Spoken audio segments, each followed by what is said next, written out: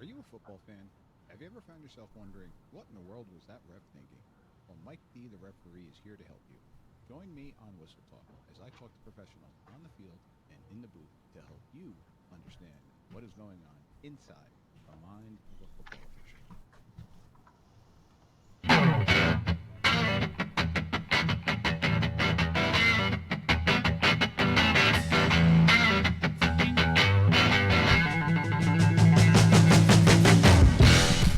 All right, ladies and gentlemen, welcome back to another episode of Whistle Talk. Mike D, the referee, joining you from a beautiful New Jersey week. We are about 2 weeks away from scrimmage season here in New Jersey.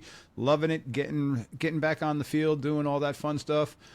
I got the dream team back together. Coach Chip, Daniel, what's happening, fellas? How you guys all doing? It's all good. Fantastic. Good to have LT Chamberlain back with us.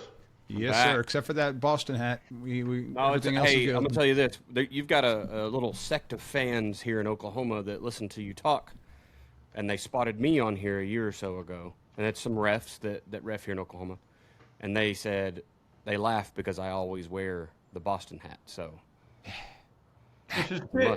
plus we just went on a streak. I don't know what you expect of me. We did one good thing. I'm definitely not taking the hat off now. Yeah, that's true. They had a nice roll there. What was it, like 15 games or something? 15 in a row. I don't know what we've done since it. We've lost 3 of the last 10, so still not terrible. No, not at all. Still not the Yankees, but it's okay. I mean, y'all are slumping. We're 4 games back, baby. I know. They just y'all were 22 games up on us or something. I don't know what it really was, but. Well, can you play outfield? Are you saying because we? Because I'm saying we? No, I'm saying can you? Because the Yankees, everybody is injured for the Yankees. I probably couldn't hit the ball. Neither can the Yankees. Or throw it. Neither can Anthony Volpe. There we go. So, all right, fellas. Before we start, though, gotta throw in a couple quick plugs. Paying the bills, as Daniel likes to say on his show. Before we get started, big thank you to the official equipment partner of Whistle Talk, refshop.us, for supporting us.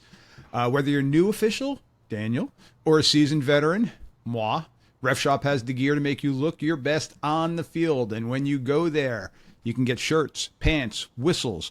You can get custom earpieces for the Midland radios for crew communication, and you can get that Redden study guide there. So head over to refshop.us, use TALK26 at checkout for 10% off.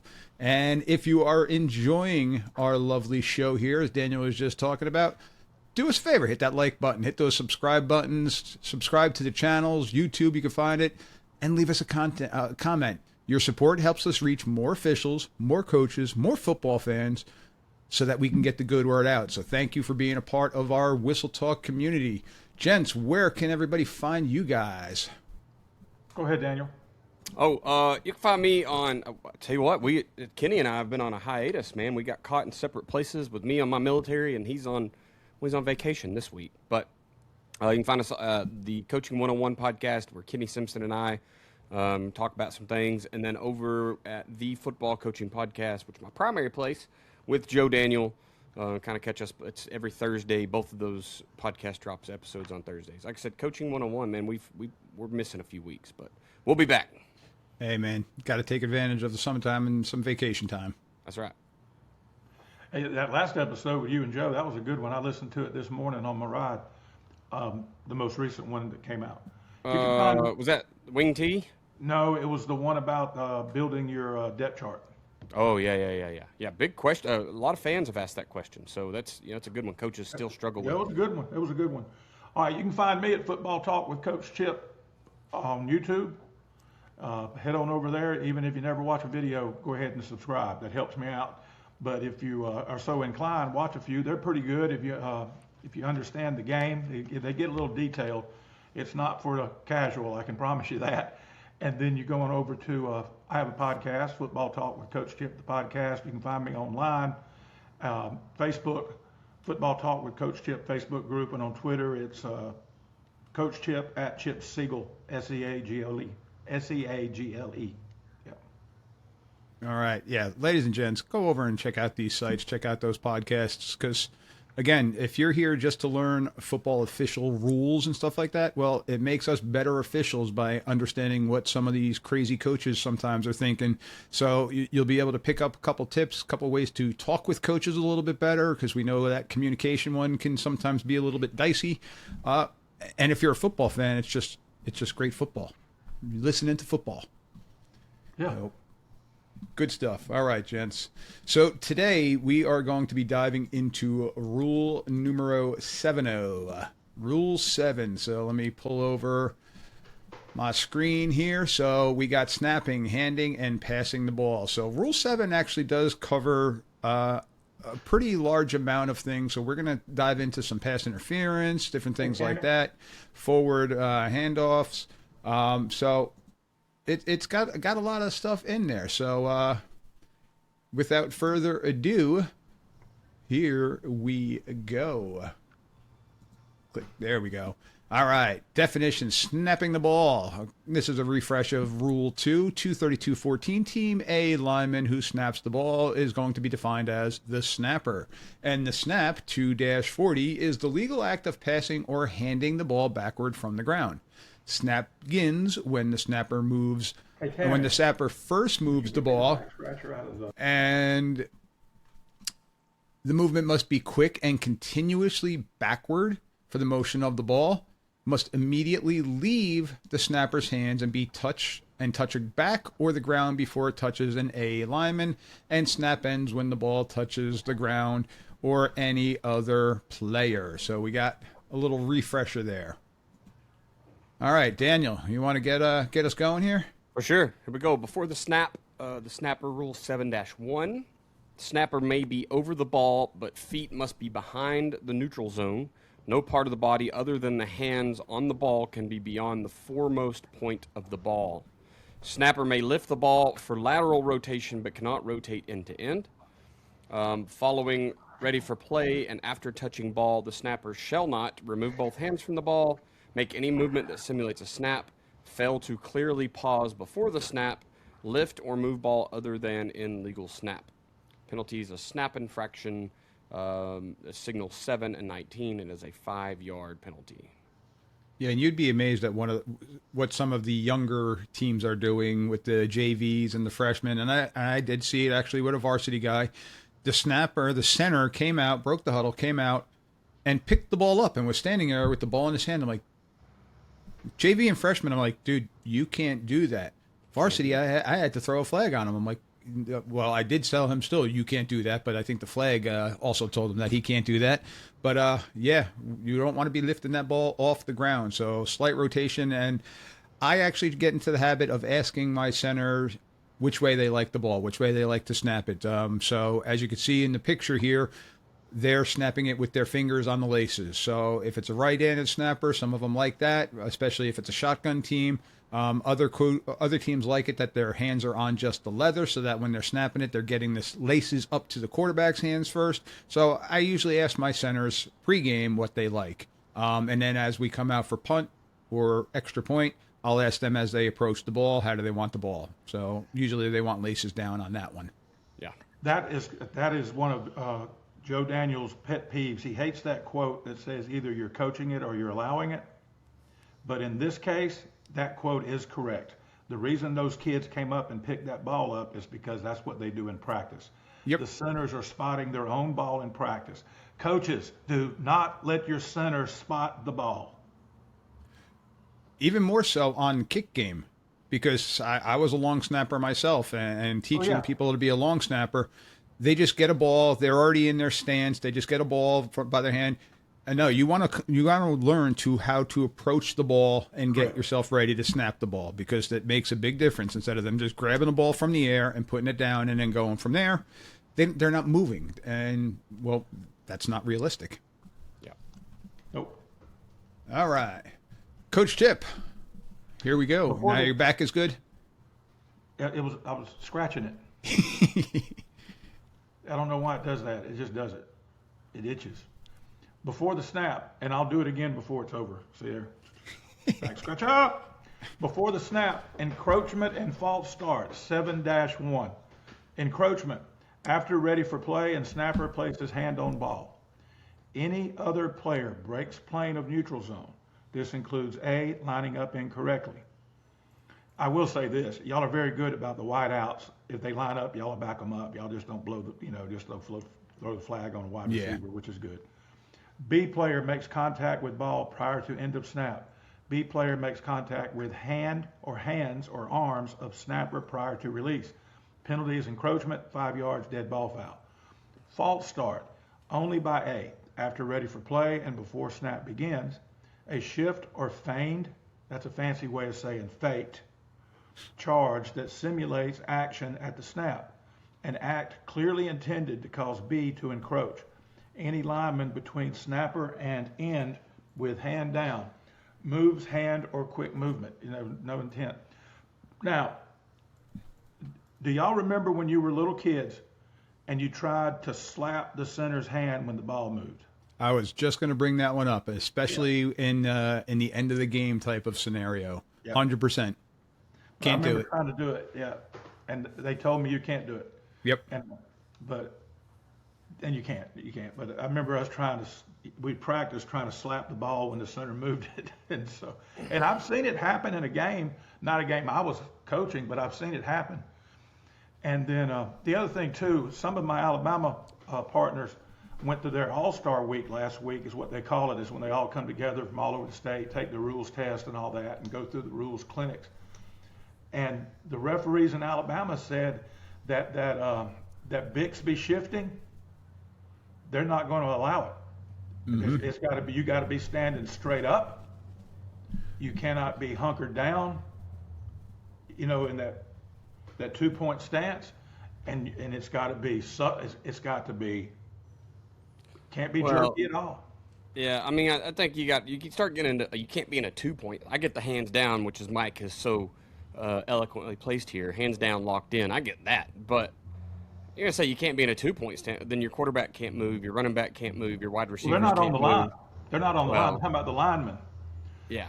They said if you get in that now when I say 2-point stance, I don't mean just standing there. I mean that 2-point stance that teams that we do. That you're playing out of. We play out of, we put our hands on our knees and we're low. And last year we did it, where we would shift, because our left guard and our center were equally good snappers. And so we could shift and change, just like Bixby does. And we had referees last year, some would call it on us, some wouldn't call it on us. And so we always checked before the game, and if they were going to call it, we wouldn't do it. But this year, now I haven't heard anything in Georgia, but I assume it's Federation. Alabama has said if you get in that set position, even though your hand's not on the ground, and shift in that set position, they're going to consider that an intent to deceive. And I called a referee buddy of mine, the one I've told Mike about before. Cheating on me. You're wrong. It's not an intent to deceive. The shift is an intent to out-leverage them and to outflank them. We're not trying to make them jump. The jump is a bonus. So I think I don't like that. Teach your defense to key the ball and not movement. 100%. That's what I tell defensive coordinators. I said, teach them to key the ball. And that's what they should be doing.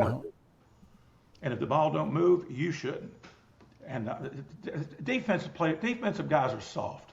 They're soft. They're emotionally and mentally soft. Woof. They have to be protected by the rules. Like quarterbacks.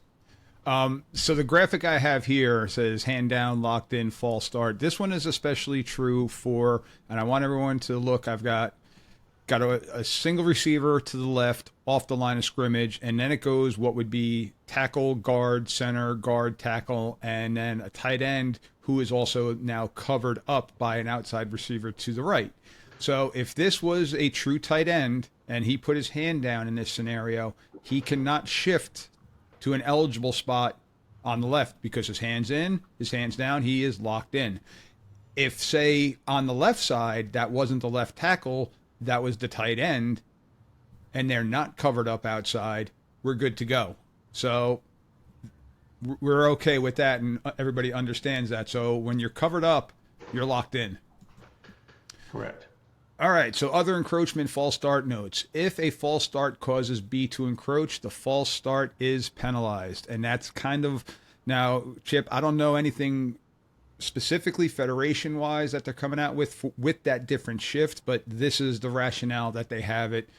If our movement is causing the encroachment, then we're going to call it on the offense. So all encroachments and false start snap infractions are dead ball fouls. There's no such thing in the Federation and NFHS for a free play. So you can't pull a hard count, get the defense to jump, and then get a snap and try to take advantage of the touchdown Aaron Rodgers style.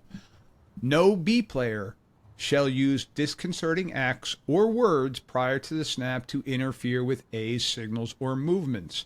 This was a big point of emphasis last year in the college game, where it hasn't become a true point of emphasis for us here at the high school level, but it should be.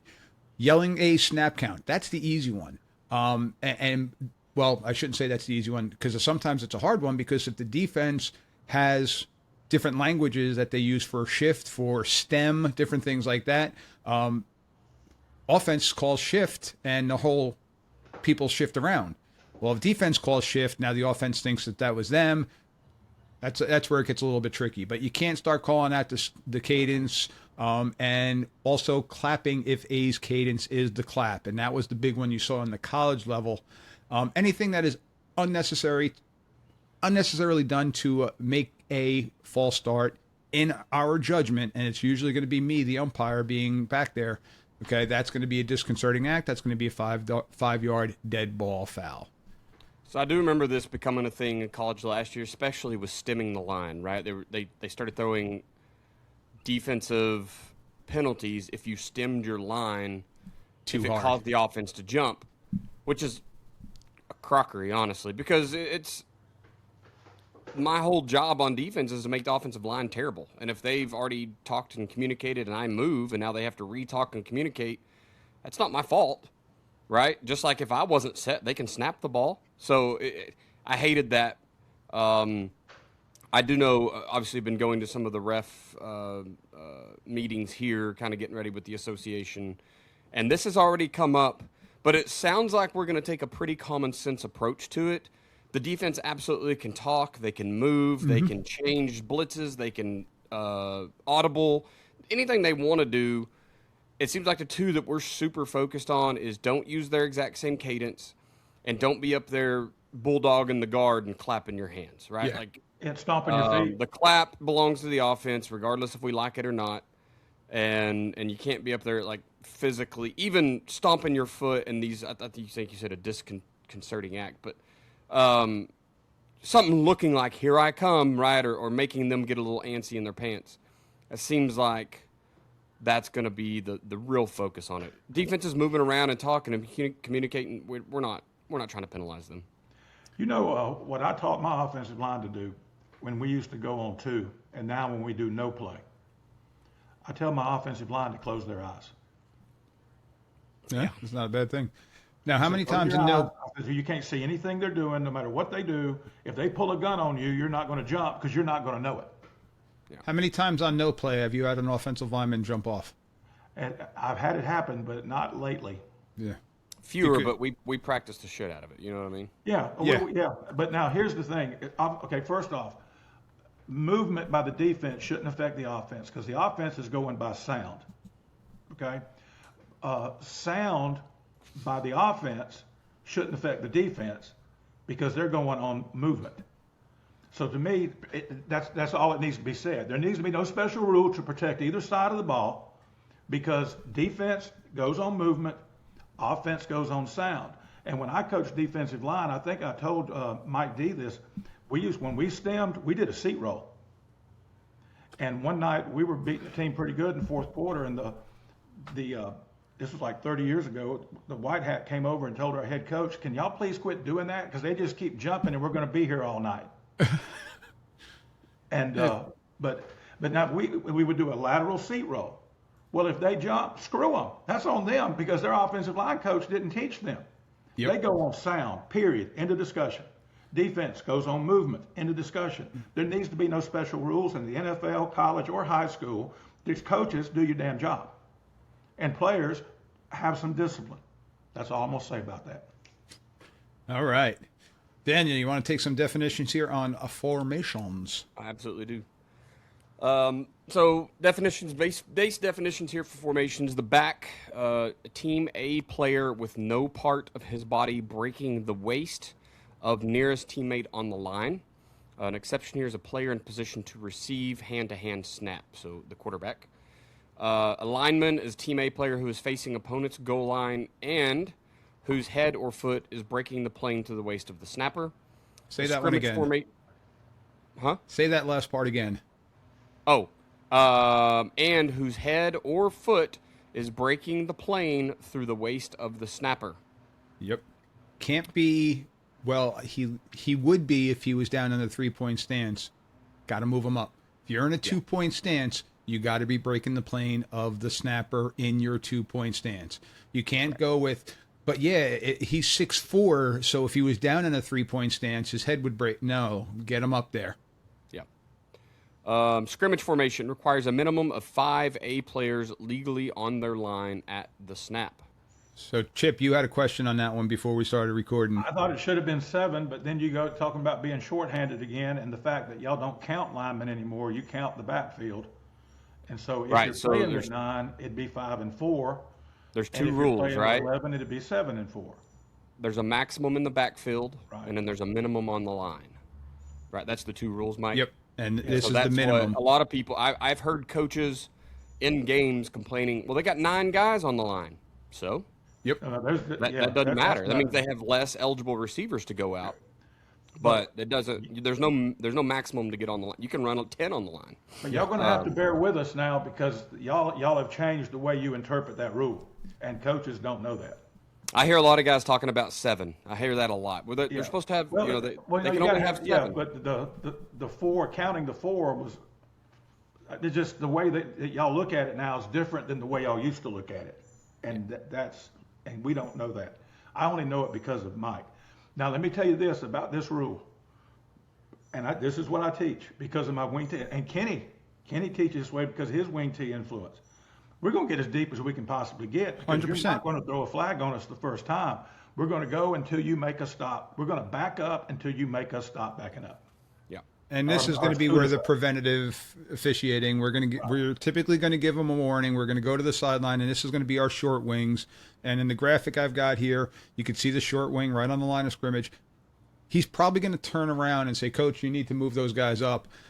This scenario, though, it's 4th down. I don't know where it is in the game with the picture, but this is exactly what I was talking about. You could see the top of the screen, the left guard and the left tackle. Looks like the left guard is in a 2-point stance, or if not, he's got a very high 3-point stance, but his helmet's not breaking the snapper's waist, and we got a line drawing to get it through the snapper's waist, where on the left side, everybody's good there. So it's just little things like that we got to take note of. Again, wing T, option teams, you're gonna see them trying to get as far back as possible because it makes their reads a little bit easier for them.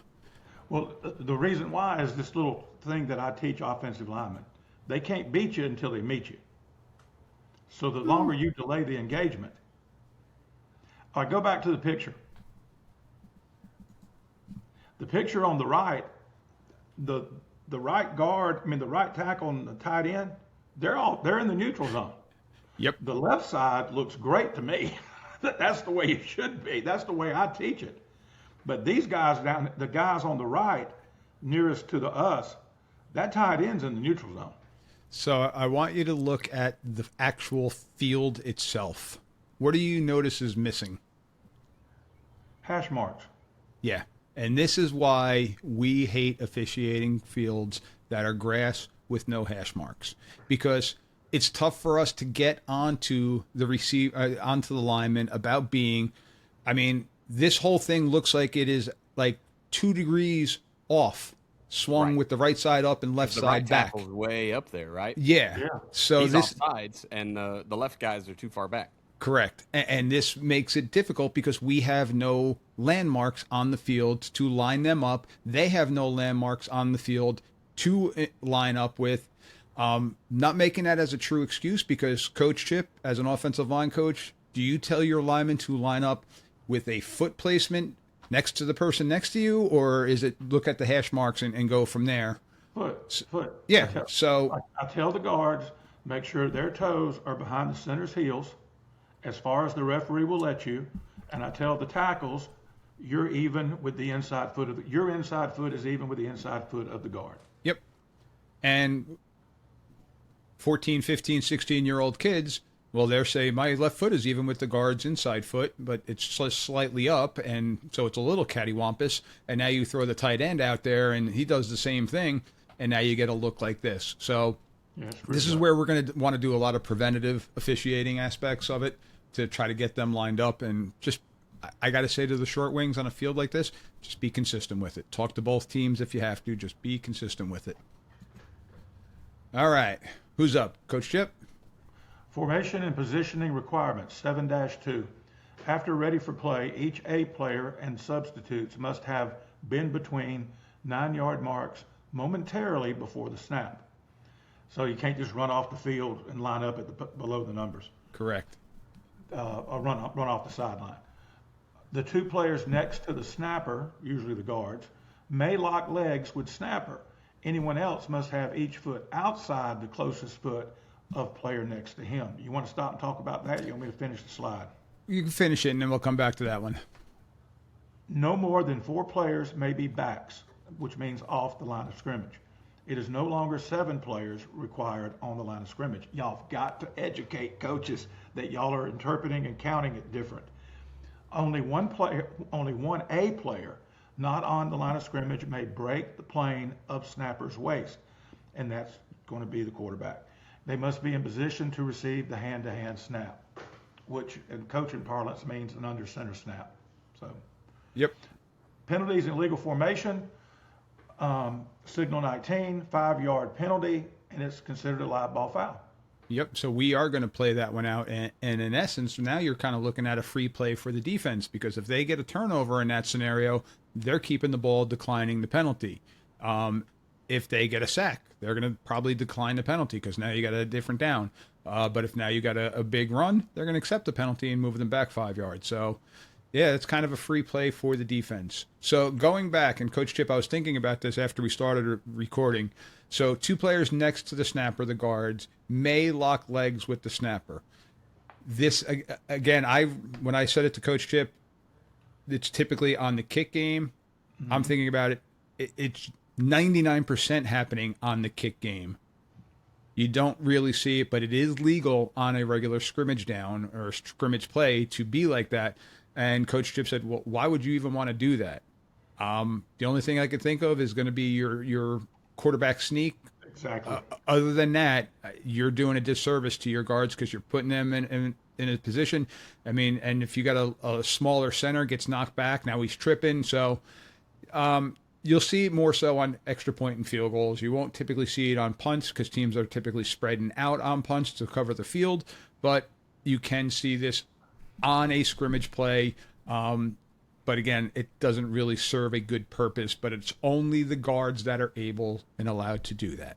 Well, since we talked, and I thought about this too, I thought of a way, same as you, when we block wedge, the wedge play, my coaching point is to the guards and the tackles, you want to catch up to the hip of the man to your inside.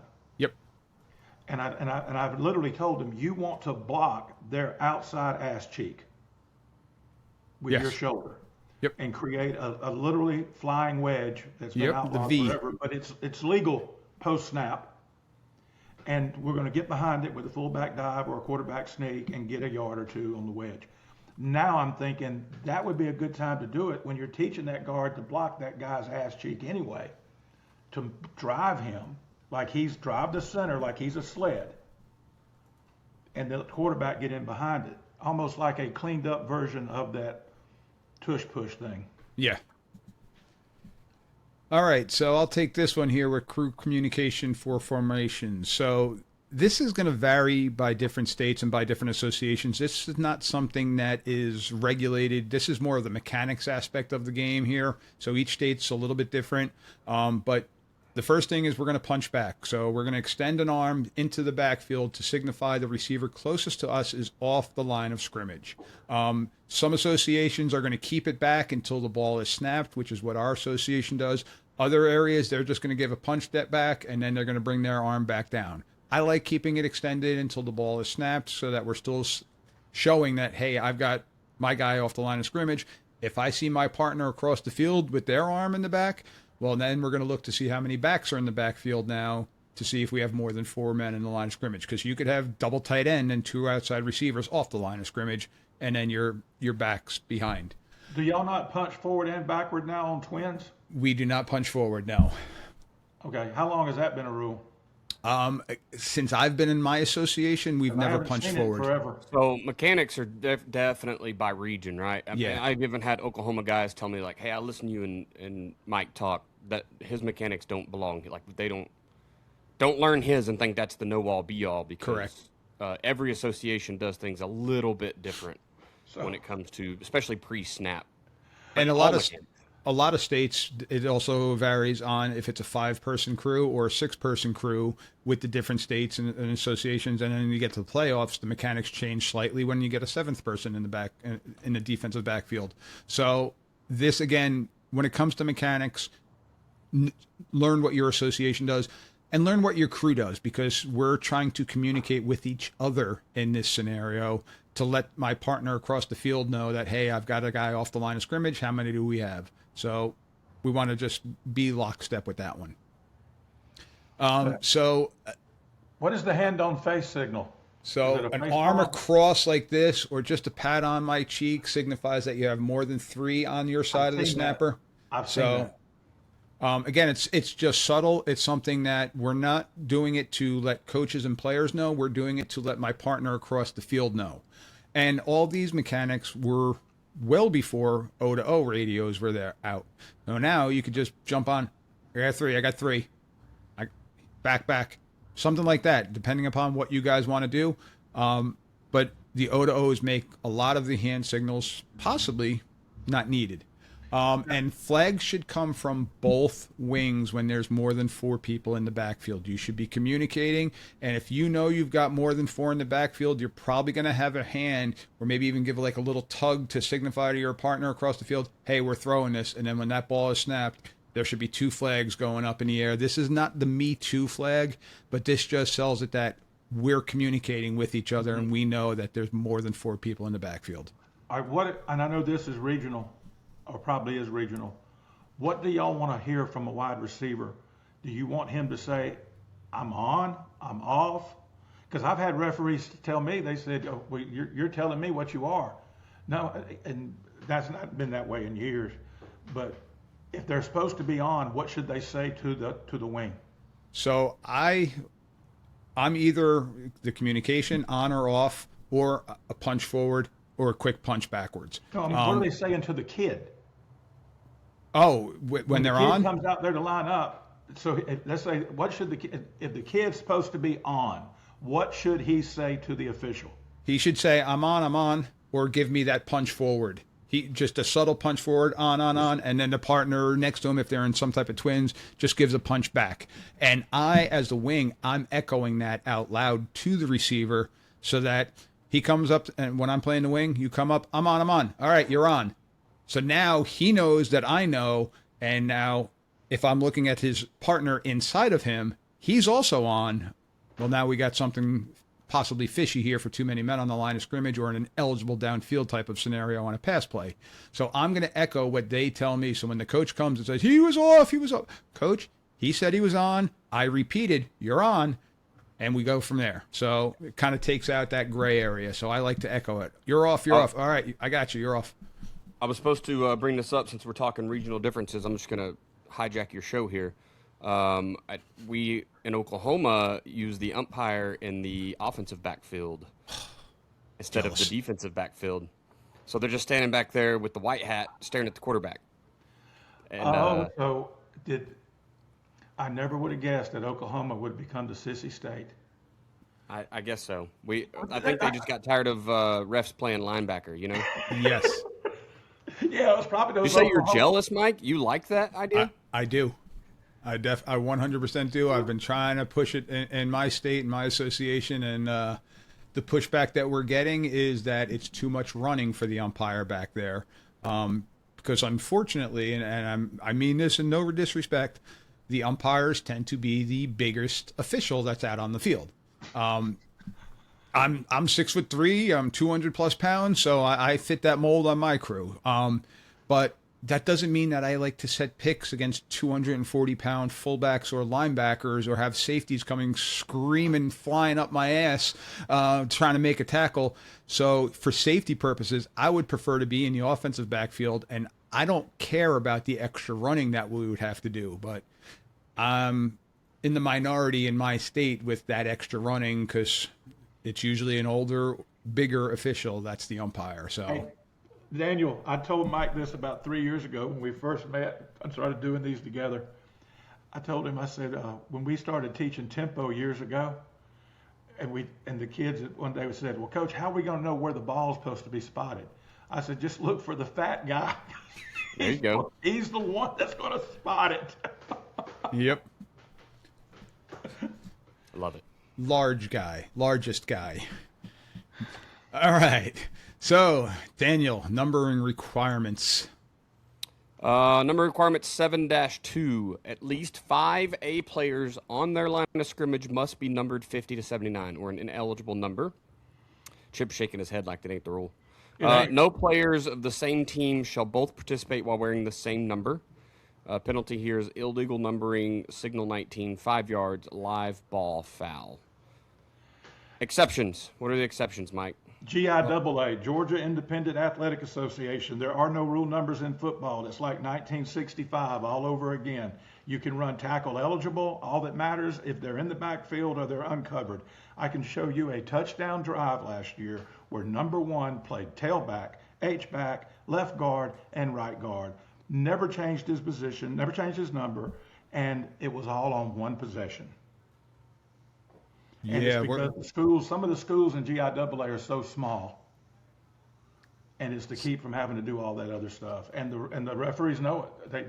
Now the only exception is now we can play out of association, so we may play somebody in the GHSA. If we're at their place, we're supposed to play by GHSA rules, which means we have to give our kids the proper number. If they're at our place, they play by our rules.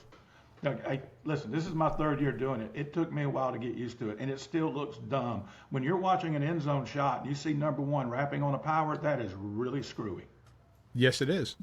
And I mean, we use number 1, and H-back raps on that GT baby. Let's go. Yeah, but I'm talking about rapping the guard. He's the guard. So. Yeah. It would drive me nuts, and I see it more so with the JV and freshman teams, because some teams are traveling with smaller numbers. Mm-hmm. Other teams, they're makeshift. I remember JV, hey, who can kick? Okay, you're kicking today. All right, do we got anybody, a long snapper? All right, you're snapping today. So, like, we'd be kind of doing it just, it's a hodgepodge. Okay, this guy played on Friday night. They're not coming to the JV game now today, so we're short people. Come Friday night, Saturday afternoon, depending upon where you're playing those varsity games, 99% of the NFHS rules, Chip, are going with the numbering. I know. Right? So that's going to be an association modification that everybody in that region are going to know about. So 2-14-2 is a scrimmage kick formation. No player in position to receive a hand-to-hand snap, and at the snap, either a player with their knee on the ground 7 yards behind, okay, with the kicker, player in position to receive the long snap 10 yards behind. And the reason we're refreshing this is because here are exceptions. Coach Chip, you want to take the exceptions here? Numbering exception 7-2-5. First, second, third down. A must set or shift. The offense must set or shift into a scrimmage kick formation. Rule 2-14-2. Snapper may be a player numbered 0 to 49 or 80 to 99. Why didn't they just say he may be 0 to 99? Because he may be a lineman number 2. 4 players numbered 50 to 79 still required. Snapper must be between the ends and is eligible by position. Ineligible. Oh, ineligible. Excuse me. Ineligible. And the reason they didn't say that is because this is going to be the exception where you only have 4 players with the ineligible number because you're shifting or you're coming out into a scrimmage kick formation. So on first, second, and third down, and you don't see it often, even teams that quick kick sometimes on third down, they're doing it with their full offensive unit that's out there. But if it's end of the quarter, end of the half, and you got the wind at your back, so you want to possibly take advantage of it at the end of the quarter, I don't know, you may run a kick team out there on first, second, or third down and have that person snapping in that scenario. But you still have to have 4. The one that I just read, that's a recent rule in the last 20 years. That's the A11 killer. They put that in to cover the loophole of the A11 offense. And that's which I never understood. That was not there in 2006. All right, Coach, take fourth down. Fourth down or during a kick try. The offense must set or shift into a scrimmage kick formation, Rule 2:14-2. Any player numbered 0 to 49 or 80 to 99 may take the place of someone 50 to 79. They must assume initial position on the line of scrimmage between the ends. Remains ineligible by position during the down. Let me ask you this. Have y'all ever been screwed up on an extra point? Let's say an eligible number is the snapper. Mm-hmm. The snap is dropped. They yell fire. And that snapper eases into the end zone and they throw it to him. We went over a video like this last year, didn't we, Mike? Yes, we did. With the punt and it wasn't even a screwed up fire. It was a fake punt, but the center snapped it, hesitated, Hezi won, and then sprinted a vertical. He ran a 9 ball. Yep, and right down the hash. For 30 yards and a first down or whatever. Yep. But now it absolutely does screw people. I mean, because refs can only, you got a lot of stuff going on. How are you going to keep track of? Numbers are before the snap. Yeah, how are you going to keep track of where every eligible number started and then where they finished the play? Did he come from a slot or was he the set? So what my crew does on field goals and extra points, they're taking the responsibility of the tight end and usually the wing back on a field goal or extra point, that slot back, and they're going to call out those 2 players' numbers. So they're like, all right, I got 55 and 10. Well, 55's playing the tight end because it's a field goal. They want bigger bodies that are out there, but he's calling out, I got 55, I got 10. I'm going to call out from my umpire position the number of the center if he's an eligible number, so that I know that, okay, 14's the snapper. So now if I turn around and I see that 14 made that catch, doesn't matter when that flag comes, if it's a little bit late, I'm like, wait a minute, who caught that? Oh, 14, Mike. Oh, nope. No, he didn't. Yeah. So, and on punts is where you see it more because punts is basically a defensive play. So teams have their safeties and linebackers in for the guards and the tackles. And again, they're going to spread out, but they need to cover the field. I'm calling out all of my ineligible numbers that I have that are in tackle position. So you'll hear me over the O2O. I don't know if my friends or my partners are even paying attention to me, but for me, verbalizing it and calling it out, it helps me remember who they were. So I'm sitting there going 18, 12, 4, 7, ineligible. And boom, the snap goes off just to try to prevent that because we've had different plays where Daniel and I talked about one, and we had one in our association a couple of years back that was really, really bad, where it was a drop snap on a punt, scramble, threw it to the guard. The guard then runs and scores a touchdown, and that wins the game. So it was a bad optic. Well, it happened to us 9 years ago, and it didn't have anything to do with the game. It was toward the end of the game, and our snapper was number 8 or number 9. He was a wide receiver. Yep. There was a fire, and when he heard fire, he just ran into the end zone. Because he probably played that slot or tight end position more often often in his career, and he caught the ball. Everybody gets excited, jumps up and down, runs off the field, and we're over there getting ready for the kickoff. And then the ref does this, because what they had done, and you go back and look at the film, they got together and said, "Where did he come from?" Yep. And they talked it up. We couldn't argue. And honestly, we already knew the coaches. We already knew. We knew he was the snapper. Yeah. So we were hoping the referees didn't know. And quiet. Yeah. So. All right. So definition now, shifts and motions. A shift is the action by one or more offensive players who, after the huddle or after taking set positions, move to a new set position before the snap. Okay, that's 239. A shift is two or more players in motion, okay, or simply getting set. A motion is one single player moving at the snap or prior to the snap, okay? And Chip, this goes back to what we were talking about with the Bixby shift and stuff like that. So that would technically be a shift because you got more than one player moving. But again, not simulating the snap, which is where we're going to lead to in our next couple slides here. So, Daniel, illegal shift in motion. Yep. After a huddle or shift, all A players shall come to an absolute stop, remain stationary, simultaneous for at least 1 second before the snap. Penalties and illegal shift, signal 20, 2 arms, 5 yards, 2 or more players moving at the snap, generally. Only very good representation there might be. Only one A player may be in motion at the snap, and his motion can't be towards his opponent's goal line. If he started on the line of scrimmage, motion must be 5 yards behind the line of scrimmage, or he can establish himself as a back by stopping for 1 second off the line of scrimmage, thinking a tight end trade here. Penalties, illegal motion, signal 20, 1 arm, 5 yards, 1 player moving forward at the snap is the general one you're going to see. The motion must be 5 yards. I guess that would just be if he was already covered up wide receiver or he was covering another wide receiver, right? So they would still, it's basically making himself a back. Yeah. Without doing the 1 second pause. You don't see this often because if they're doing that, starting from the line of scrimmage and then going back, getting 5 yards, you're probably going to have 5 people in the backfield too. So that's where you have to be a double covered, yeah. Anyway, good ones. Dude, Daniel, you're not old enough to remember it, but nowadays nobody has to be because of YouTube. The Cowboys, when Landry was there, when they would set and they'd all rise up. In Landry's biography, they talked about when he started doing that in Dallas in the 60s. And to begin with, it was to see if they could get a cheap 5 yards. Mm-hmm. And it just kind of became their thing.